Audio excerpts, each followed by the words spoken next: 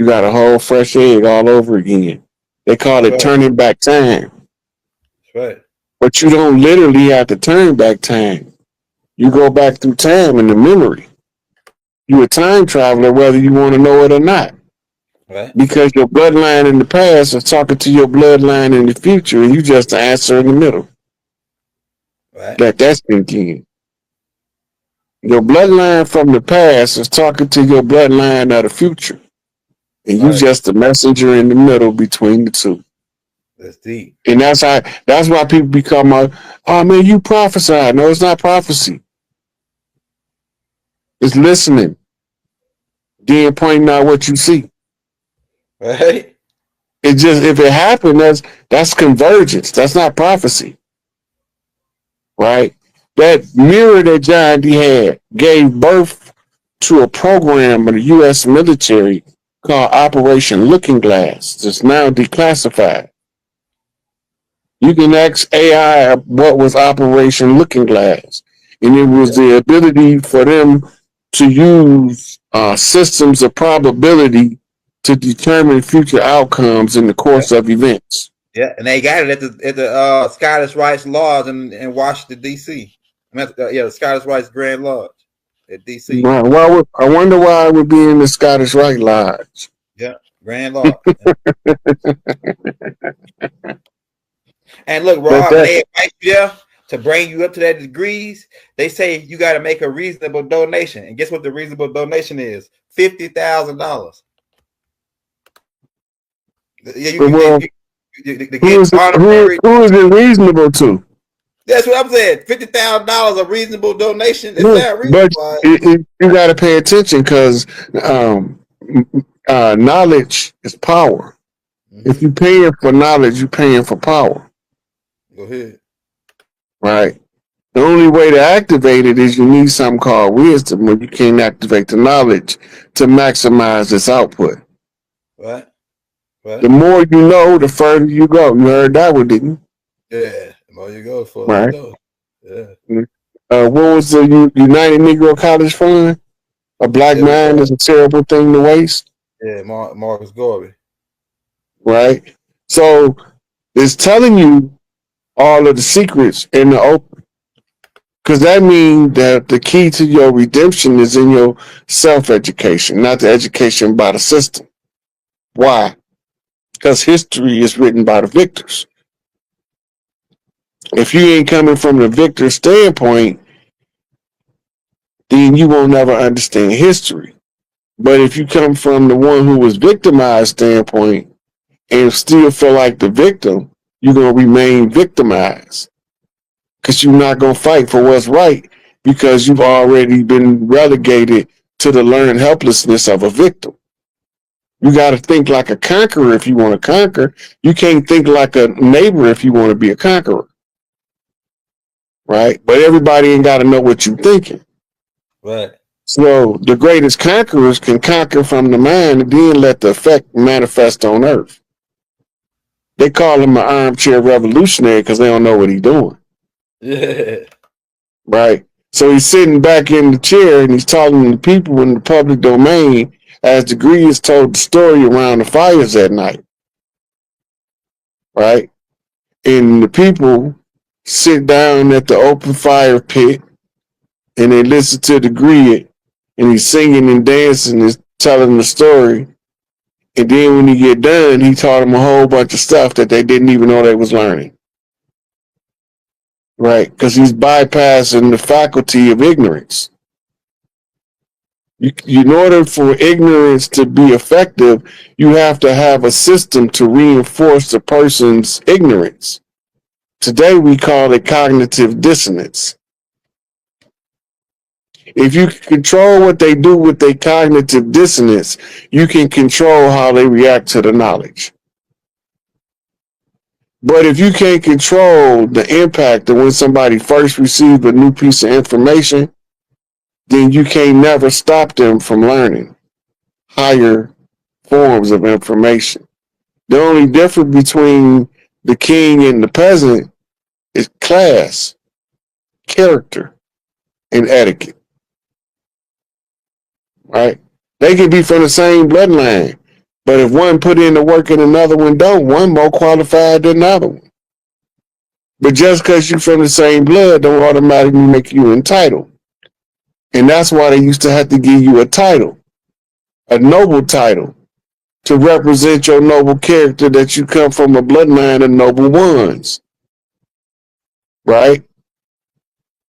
So then they drew a picture, and then you understood that the Ali was the highest you could go. That's an Ottoman thing. Byzantine kings. Yeah, that's right. Talk about that in the Doc actually break that down in the Let's Set the Record Straight book. He talk about how the titles that existed before that were L, but still those it comes down to them same people because it's coming down to the 200 fallen. They were the Ottoman Empire, the Etruscans, the Romans, all them connected in the same boat. You know what I'm saying? And what's the demigod, Elder? A half man, half God, I guess. So that's the what definition they give. Okay, now look, what do semi mean? Semi means like halfway, almost. Yeah.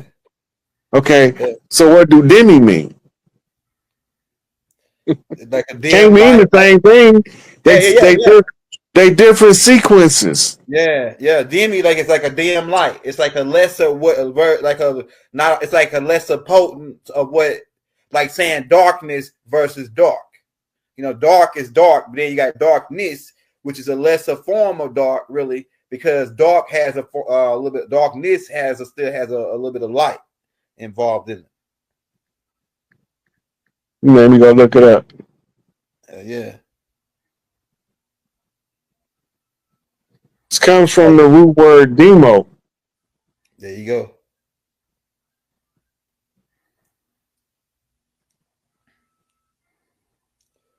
There you go. Hey, y'all hit that like, hit that subscribe button if you're new to the channel, man. We live, we lit. We got something coming out every day for you.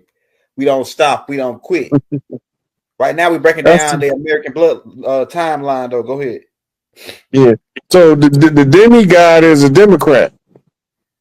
Go ahead. Yeah. Because the Democrat comes from demo, the same word.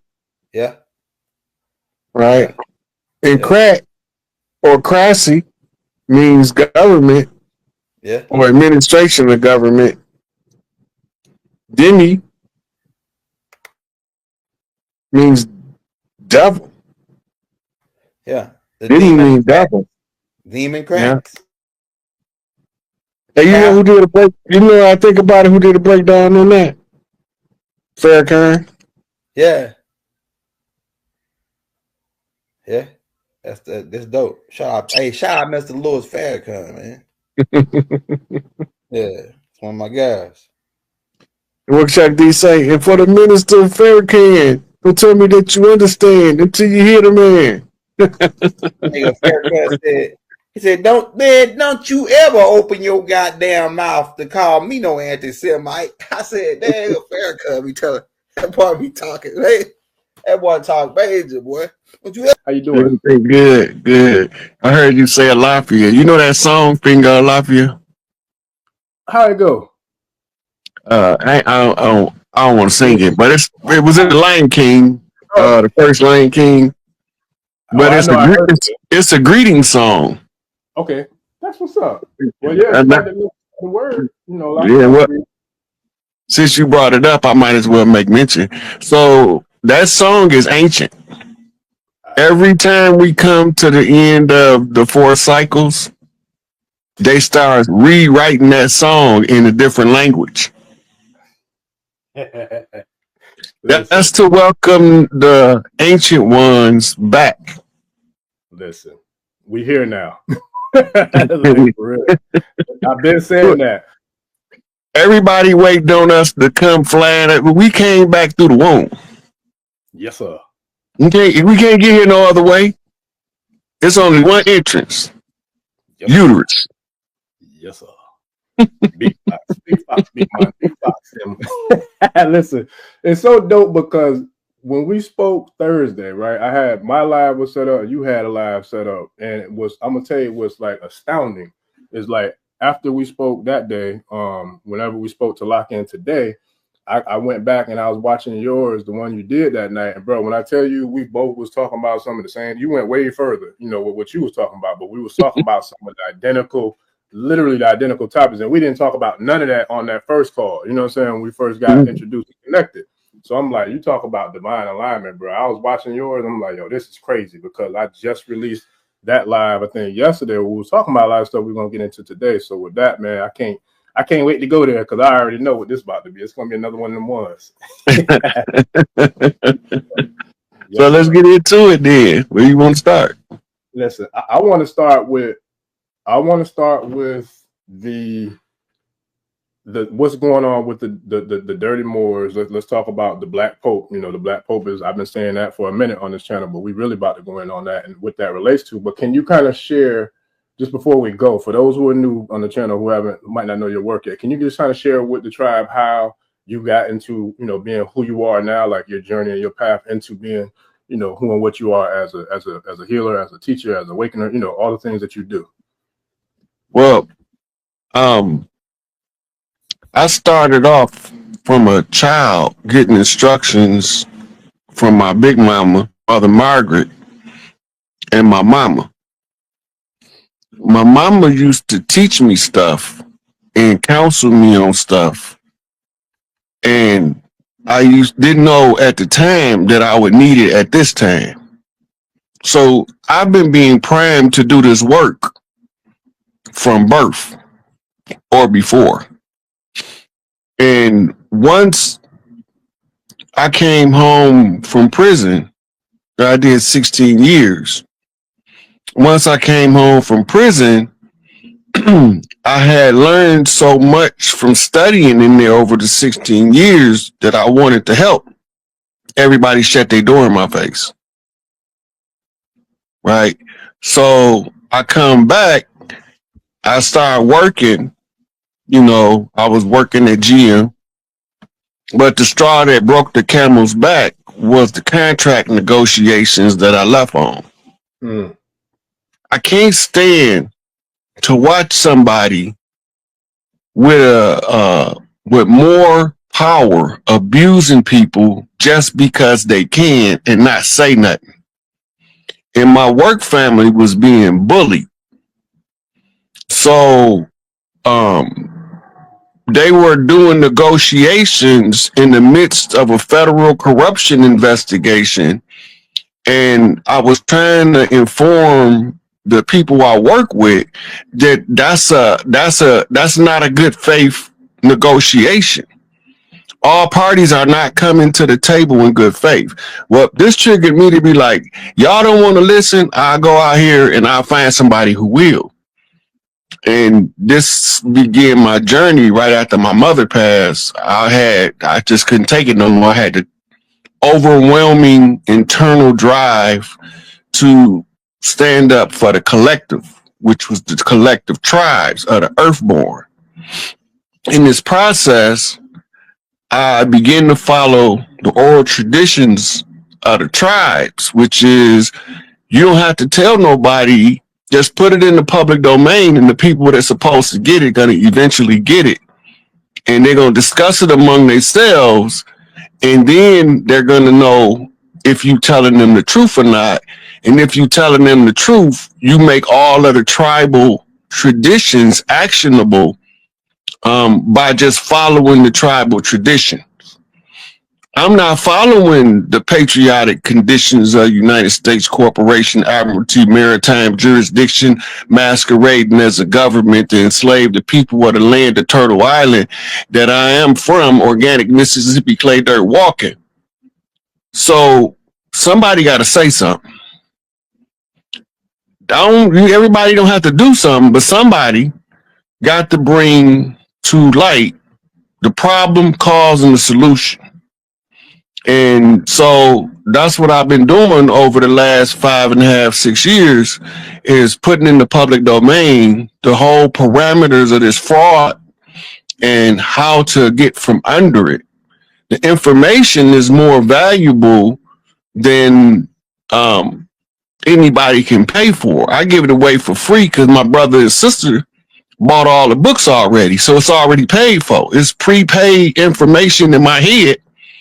I just have to organize it, simplify it, and put it in the public domain for the rest of the members of each collective tribe to have access to the information. But it's also notifying the system, the government, the fake government, notice the agent being noticed the principal, that their time is up. Our time is now. They need to find somewhere to be because they can't be here. So that's where we at in this journey. And I've been periodically mapping what is being done in the Washington Military District or the District of America, whatever one they're using right now. But I've been telling people what they so-called president is doing because it looked one way, but it is actually something else taking place. It's the liquidation of a corporation. They can't liquidate the corporation without auditing the assets, because when they surrender the corporate holdings to the rightful heirs of the land, they got to know what they're giving you. They got to know where all of the money was going and who was stealing it, who wasn't stealing it. They need all that had to be accounted for. So we watching the dismantling of the corporation, but it's not going to be as traumatic to the people as many people believe. So that's the short version of my. Gotcha. Nah, that's powerful. But the thing about it is, there's so many different things that I feel like you touched on that I've touched on before, but I want to like I say go a lot deeper, because the way that I see it is right now we have, which is like you were saying earlier, we're in a transformation, or we're going through another cycle, right? So we're going from a lunar cycle into a solar cycle. We're going from the Piscean age into the Aquarian age. But so we're talking about there's a cosmic shift, a solar shift going on, as well as a planetary shift that's going on, as well as the shift in consciousness that's going on. So it's like a recipe for success for us to be where we are now. And I was checking out the video you did, I think it was Thursday or Friday, Brother Young Elder's channel, and you was breaking down the different processes that's already kind of taken place that we're seeing come to fruition, you know, within our very eyes, but don't know like the things that's tied to that. So for example, excuse me, can you kind of tap into the agreement that I think was made in like 2014 or whatever it was? It was like a transaction that happened in 2014 when the Pope reached out to Obama. The Obama letter from the Pope was telling him to dismantle the corporation. Gotcha. Can you told him to, so he was telling them in the letter, dismantle the corporation. Everything that the Pope or the Vatican was tied to in the corporation masquerading as our government, he was given the commander-in-chief at the time, Barack Obama, who was an imposter in office, the instructions to dismantle the structure and give it back to the people from the land, because we were occupied. Most of us don't know that we live in an occupied, militarized zone, the whole Turtle Island. All of those countries came over here and they attacked us. We didn't attack them. We was minding our own business. Mm-hmm. Everybody, history started 1492 over here. Yes, sir. So I always asked her, what the hell was we doing in 1491? Was we doing any of this in 1491? We ain't had no Bible. We ain't had no Quran. We ain't had no Torah, no Mishnah, no Talmud. But we was high functioning society until they bombed us into oblivion. So this is the return of the ones with the birthright to restore order as caretakers of the land across the land. The first thing we had to do is get rid of the occupiers, the foreign forces that's masquerading as our government and our big business, and take it all back. This is what the whole tariff thing is about. The tariff thing is about all them corporations was shipping jobs overseas, and they was trying to raise the inflation rate on the currency by raising the value of worthless shit they sell us. So the tax the people and send the money to everybody around the world. We not benefiting from it. Somebody got to show it to us. We wasn't benefiting from it. If you look at all of the tax money that they accounting for, they didn't found trillions of dollars that they got to give us back. I didn't say it; they did. Yes, sir. Now, when you say that, where did they say it? Because that's the thing. There's a lot of stuff being said and done, but it's done almost in secrecy. But it's small little, cracks of information. Both Elon Musk and Donald Trump have identified what they call misappropriated assets. Trump said it, put out his own mouth. That we doing this for who? The people. We don't know that in the tribal tongue, almost every tribal name translates as the people or kinfolk. We don't know that because we lost our culture through this miseducation system. They told us a history narrative that's devoid of us. They don't even count us in the history record. They literally ignored us out of history and erased us out of history, but we still here. That part, we here now. Yes, yeah, that's deep. So when it comes to what we're seeing now in regards to, let's talk about Turtle Island, right? Can you kind of break down, describe like what Turtle Island is? I'm not sure how many people that's watching know what Turtle Island is or what the reference to Turtle Island is. All of the land they call Canada, all of the land they call the United States and Mexico, all of the islands that's in the Gulf of America, all of what we call South America, all of that collectively with Greenland makes up Turtle Island. That's deep. And within Turtle Island, how does that tie back to the years before 1492? Because after, we know what happened when the invaders came, but can you kind of share the real, I guess, the real owners of the land and like who those people were? Some people may say the Olmekians, some people may say, like, who were the original people who were here prior to 1492? The old Mississippians is the oldest tribe on the land. The Washita D Dung the Moundja that Empress Verdiasi talk about, the mound builders, those are the oldest people on the land. They look like me and you, but they the oldest people on the land, original caretakers of the land. We was the one that built Atlantis in the great civilization of the ancient times. We just had a nuclear holocaust that caused the last ice age prematurely, which gave us a artificial cycle under the age of Pisces. If the cycle is artificial, everybody is going to push us into an artificial construct of the truth. We call it the Matrix. Yes, sir. You can't get out of the Matrix unless you know the source of the Matrix. It's in the mitochondria. Yes, sir. Right? And if it's in the mitochondria, and the mitochondria is the powerhouse of the DNA, right? Yes, and sir. This is the spirit of mama, because we can't get it from daddy. Much as daddy love us, he can't give us mitochondria. We can only get it from mama.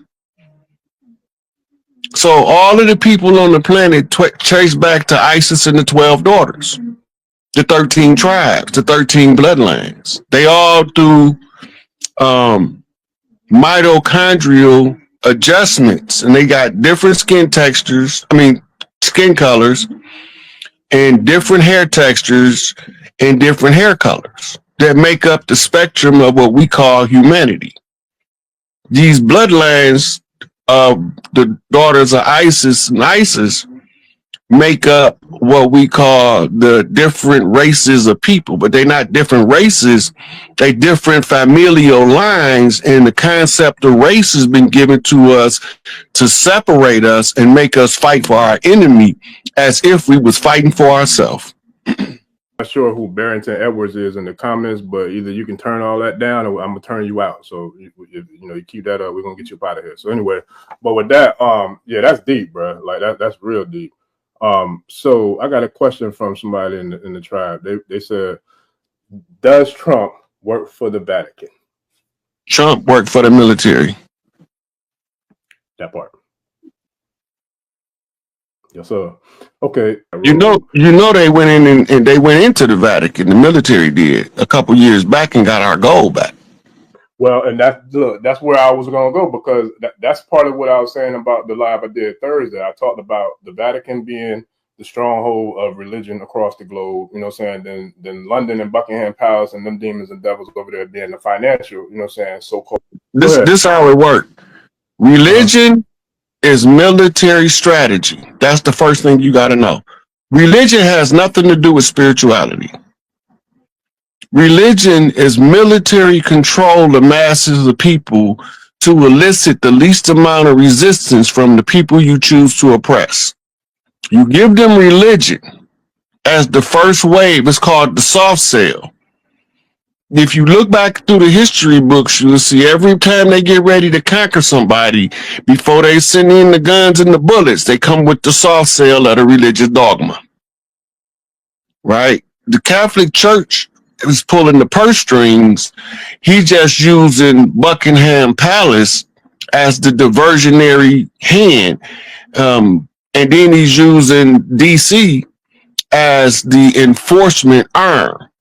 So one of them is for an illusion.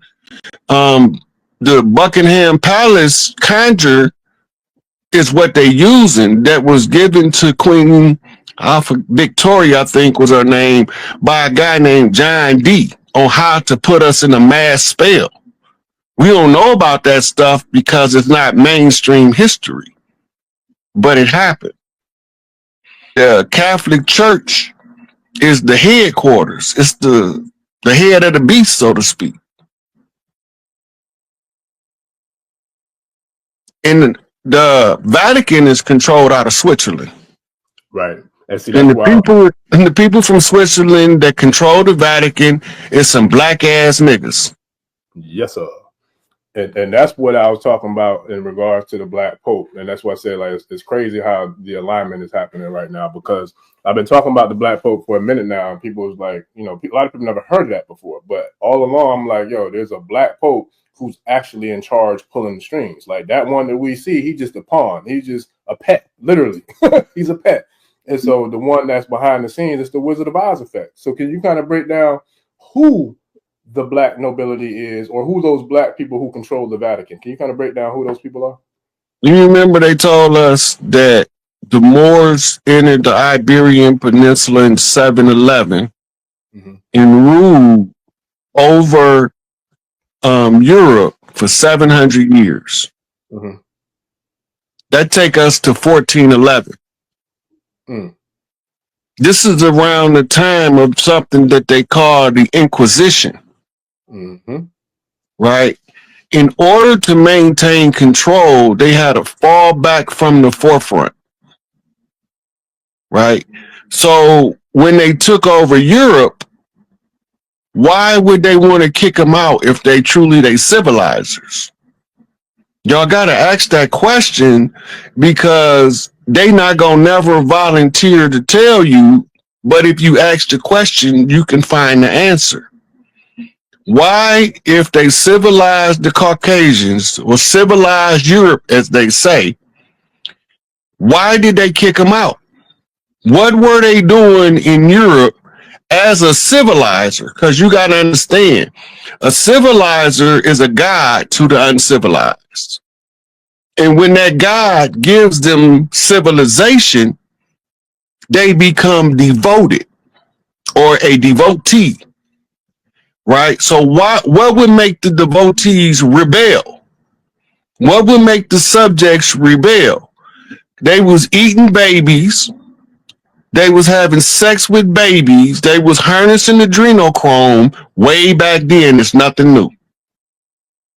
So those are the people who is behind the Pope, the ones that remained in Europe in power positions. The grand illusion was to put the pale face out front. But we didn't know when they was saying the white man that legally the white man ain't even fucking white.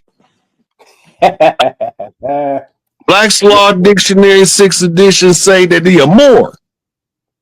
Yes, He's a Judean. He a Jew.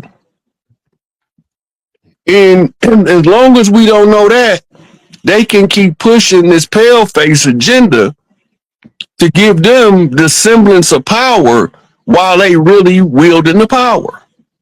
As you say, the Wizard of Oz effect. Somebody put it in the comments. It's called a cat's paw. You put somebody else up to do your dirt so that you seem innocent when they get caught. Woo! Yeah, this one of them ones, and we ain't even really got warmed up yet. Boy, no, for real, because listen, we can go so many places. Look, even the tribe said it might drop, because that right there, I knew this was gonna be one of them ones as soon as we locked it in, I knew, because that's not even something that goes on just in that sphere. That happens in all spheres. You know what I'm saying? When you're dealing with people who don't move with the right integrity or intentions. So with that, how that is, oh man, that's powerful. How do we see those people who are pulling the strings, who are the puppet masters for their pets? How and when do we see them be eradicated, or when do we see the fall of those dirty business dealers?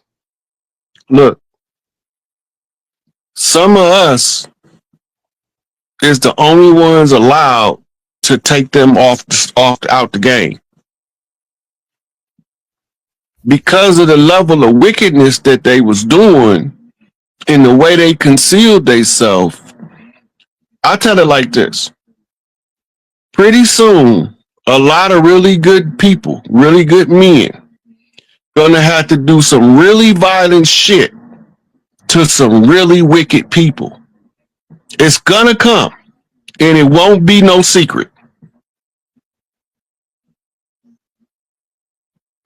Yep, that part. And I think that's where, for me, it baffles me, because those people, them same people we talking about, they know that Judgment Day not only is coming, but it's here, and they know what the deal is. So now, with that being said, for all the people who